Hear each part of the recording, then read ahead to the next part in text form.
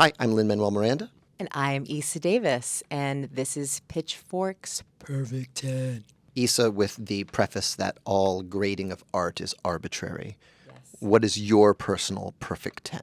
My personal perfect 10 is Bitter by Meshell and Ndegeocello.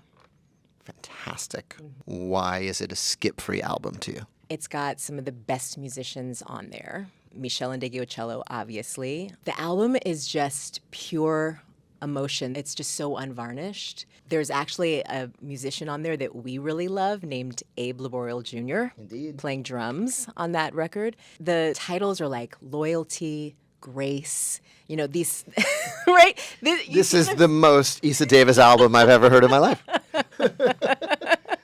It's just an album that I go back to again and again and again, and it has so much joy. And, if I need to get my feels out and it's like I'm depressed, I can listen to that and it will let me move everything through, and then I'm free by the end of listening to it. Well, you heard it here first, folks. My perfect 10 album is Bizarre Ride to the Pharcyde by the Pharcyde. That's one of my perfect 10s too, but we're only allowed to have one. Yes.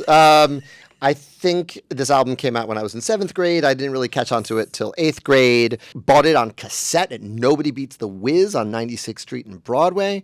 They really captured lightning in a bottle. It's these incredible MCs out of California. It both feels like the most fun anyone's ever had making a record, and yet some of the most incredible rhymes I've ever heard. So it feels like they're capturing magic, but they're also bringing magic to the studio every day. The fact that the biggest single from the album, Passin' Me By, ends on a burp, and yet it is the only way you could have ended that song, speaks to how they just went best idea, funniest idea, craziest idea wins, and you just want to be in the studio with those guys while they're making it.